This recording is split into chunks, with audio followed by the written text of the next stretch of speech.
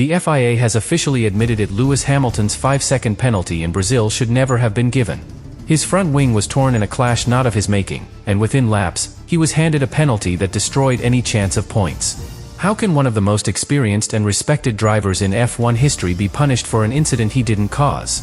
Ferrari's fight for second in the Constructors' Championship has taken a massive hit and time is running out. The FIA rarely admits fault. But this time, they did. Days after the Brazilian Grand Prix, motorsport's governing body quietly confirmed what many already suspected: Lewis Hamilton's 5-second penalty for the early race collision was a mistake. The contact, which damaged Hamilton's front wing and sent him spiraling out of contention, should never have resulted in a penalty. For Hamilton, it wasn't just a racing incident gone wrong. It was a moment of deep injustice that rewrote the outcome of his weekend entirely. Hamilton's start in Brazil was sharp. He got away cleanly, stayed out of trouble, and placed his Ferrari precisely where it needed to be: safe, strategic, and ready to build into the race. But just a few laps in, disaster struck. Franco Colapinto, struggling under braking, drifted into Hamilton's path. The result? Contact. The end plate of Hamilton's front wing was ripped away, immediately destroying front-end grip. But rather than review the move with nuance, the stewards issued a quick judgment. 5 seconds for car 44. That ruling shocked the paddock. Even neutral observers, former drivers, commentators, engineers called it harsh and unwarranted. On board showed Hamilton maintaining a consistent line. There was no dive bomb, no loss of control, no aggression. Colapinto simply misjudged the angle under braking. Yet Hamilton, the one with damage, was the one penalized. The FIA has since acknowledged the error, but it came too late. The damage wasn't just physical. It was strategic.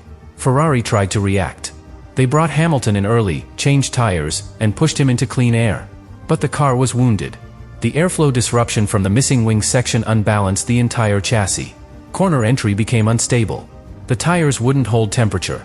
And before long, Hamilton was slipping down the order, fighting not for points, but for survival. By lap 21, the team made the call: retire the car and protect the engine for future races. That early DNF had major consequences.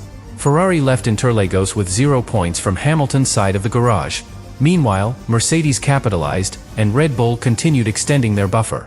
In the Constructors' Championship, Ferrari now trails Red Bull by 62 points and Mercedes by 34. For a team aiming to finish second, Brazil was a blow they could not afford, especially when it came from a mistake not of their own making, but from a penalty that never should have been given.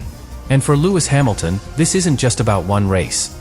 It's about a season of promises turning to frustration. He joined Ferrari to fight for victories, to elevate the Scuderia, and to build a new chapter in red. But when brilliant performances are undercut by technical setbacks and stewarding errors, even a champion's patience is tested. The FIA may have admitted fault, but that won't give Hamilton his race back, or restore the momentum Ferrari so desperately needed. Lewis Hamilton's opening laps at Interlagos were a display of pure experience. Launching from a compromised P9, he avoided the congestion into turn 1 with veteran precision, positioning his Ferrari perfectly to gain ground without taking unnecessary risks. As the field began to settle, Hamilton found himself running in clean air, eyeing a potential overcut strategy and managing his tires to perfection, a calculated approach for a race expected to be defined by long-run degradation and tire discipline. But the race began to fall apart by lap 4.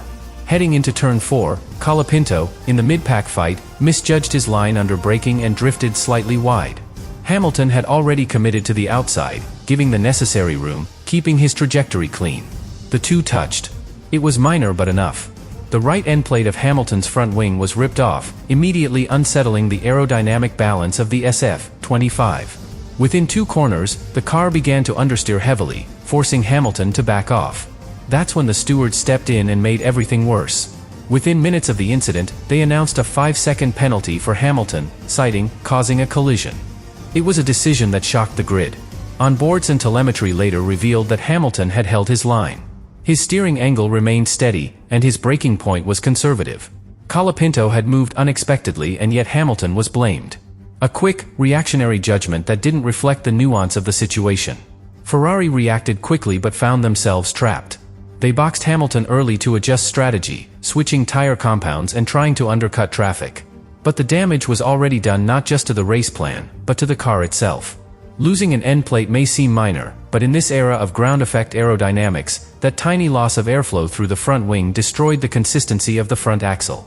Hamilton had to slow corner entries to compensate. and that allowed his rivals to pull clear. From there, the race became a slow spiral downward. Hamilton managed the tools he had, adjusting brake bias, differential settings, and energy deployment, but the performance deficit was too large. He was now nearly a second off the pace. Every lap cost time. Every corner exit was compromised. By lap 21, Ferrari had seen enough. With no points in sight and the risk of further tire or engine degradation, they instructed Hamilton to retire the car. A tactical DNF, painful, but logical. The penalty, as the FIA later admitted, should not have been given. It was based on incomplete review, applied too quickly, and ultimately changed the shape of the race for one of F1's greatest drivers.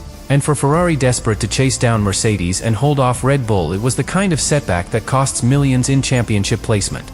All from a call that shouldn't have been made.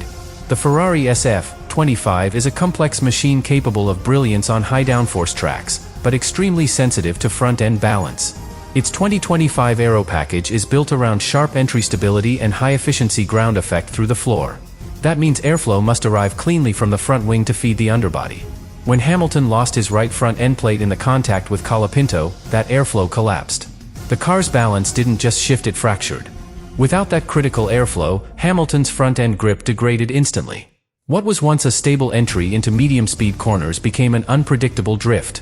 In Interlagos, where cornering demands are continuous from the Senna S to the infield, every missed turn-in translated to tire scrubbing, lost traction, and excess rear tire temperature.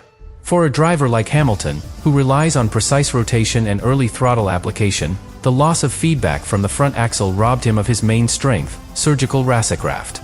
The damage wasn't just aerodynamic, it was strategic.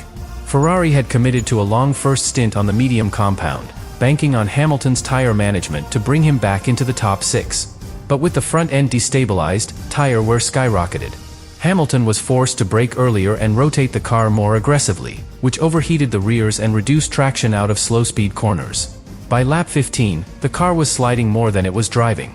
Ferrari tried to rescue the race by adjusting brake balance and switching to a harder tire, hoping to reduce wear. But the balance mismatch remained.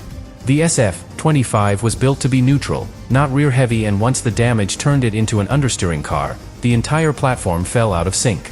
That meant Hamilton couldn't attack. He couldn't defend. He was simply circulating, losing up to 1.3 seconds per lap compared to Russell and Verstappen. It's here where the contrast to Mercedes and Red Bull becomes clear. Both teams have evolved their 2025 cars to be more flexible, able to tolerate damage and stay in the operating window. Mercedes, in particular, has developed a front-wing concept that retains lateral stability even under partial loss. Red Bull's RB21, despite cooling issues, still maintains traction through compromised stints. Ferrari, by comparison, is operating on a knife edge. And when it slips like it did with Hamilton in Brazil, the fall is immediate. Hamilton did everything right. He adjusted tools from the cockpit. He communicated clearly with the pit wall. He avoided pushing the tires over the cliff. But in today's Formula One, when your machinery breaks down and your team is left improvising, there's only so much even a 7-time world champion can do. The car was no longer competitive. The strategy was void. And Hamilton, through no fault of his own, was left watching another chance slip away. The Brazilian Grand Prix was more than just another lost race. For Ferrari, it marked a dramatic shift in momentum and perhaps a fatal blow to their bid for second in the Constructors' Championship. With Lewis Hamilton's early retirement and Carlos Sainz unable to recover higher than 7th, Ferrari left Sao Paulo with a total of 6 points. Meanwhile, Mercedes scored heavily through Russell, and Red Bull extended their advantage with Verstappen on the podium. The scoreboard now tells a harsh truth: Ferrari is fading when they most needed to rise. The numbers make it plain. After Brazil, Ferrari sits 34 points behind Mercedes and a steep 62 points behind Red Bull. That kind of deficit with just 2 rounds remaining is difficult to overcome, especially given the current trajectory. Mercedes has found late-season consistency. Red Bull, despite internal struggles, continues to extract performance through Verstappen's clinical execution. Ferrari, by contrast, has stumbled not through driver errors, but through unreliable execution, fragile setups, and now a regulatory failure that cost Hamilton a crucial result. For Lewis Hamilton, this is unfamiliar territory, not in terms of adversity, but in terms of helplessness. He has faced challenges before: poor strategy calls at Mercedes, dominant rivals at Red Bull. But what Brazil exposed was a breakdown in the system around him. He didn't crash. He didn't overdrive. He followed the plan, protected the car, and maintained race pace until the FIA's misjudgment destroyed the foundation beneath him. In elite motorsport, when effort and intelligence don't equal reward, frustration becomes hard to hide. And yet, Hamilton has kept his response measured. No outbursts. No blame games. In post-race interviews, he chose his words carefully, focusing on the team, not the penalty. It's that poise that still defines him. But behind the calm exterior, there is a growing sense of urgency. Ferrari sold him a dream of revival, of one last chapter at the front. What he's received is potential without follow-through. And when a legend like Hamilton starts asking questions even silently, the entire team feels the tremor.